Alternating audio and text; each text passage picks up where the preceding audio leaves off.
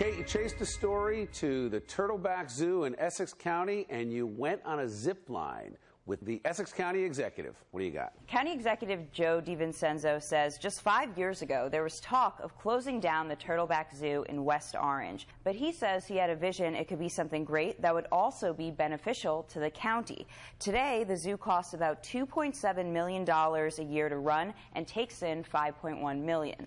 I met up with County Exec Joe D., who gave me a tour of the new stuff the zoo has to offer. First, we visited the new and improved Treetop Adventure Course. The old course was absolutely wrecked in Hurricane Sandy, as you can see in these pictures, but it was rebuilt and improved for $1.7 million with money from insurance companies, Sandy funds, capital improvement bonds from the county, and Governor Christie's Green Acres program. Now, Joe D. says it's money well spent to rebuild New Jersey's only course of its kind, and it's brought in $500K since it opened at the end of last year. We have people coming all throughout the state and other parts of the country that come here and visit when they're vacation and stuff. It's been very, very successful, and the people love it. I dared to do the course with Joe D. 40 feet above the ground, and I made it 99% of the way when I almost slipped and brought him down with me.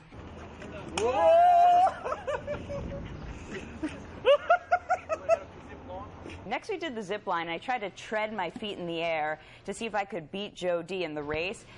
Don't ask me what I was thinking, but it made sense at the time. He beat me to the finish anyway. Legs up!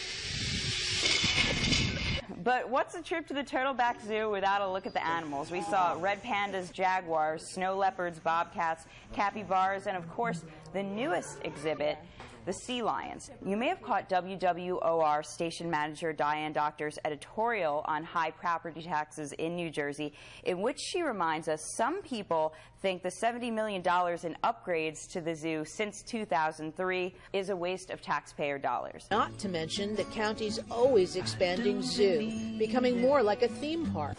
Joe D. has been county executive for over a decade, and it looks like he'll be reelected this November. So I had to ask him, would you ever consider a run for governor?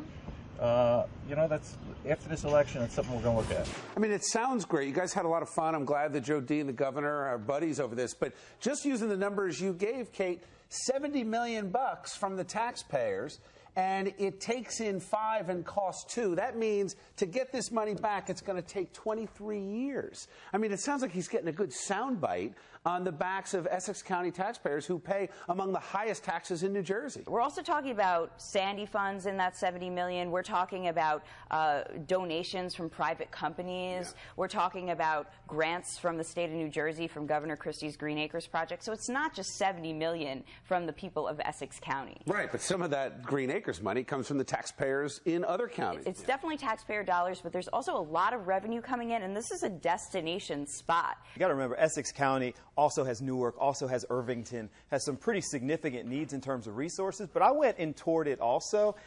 People love it there, and if you look at the fact that he continues to be reelected, the voters are speaking. People were having a great time. It was safe. It was gorgeous, and I couldn't believe it was so close to Newark, where we have so many problems. That's Joe D.'s hometown. There's no doubt that he really cares about Essex County, and he's trying to improve it. Legs up, legs up!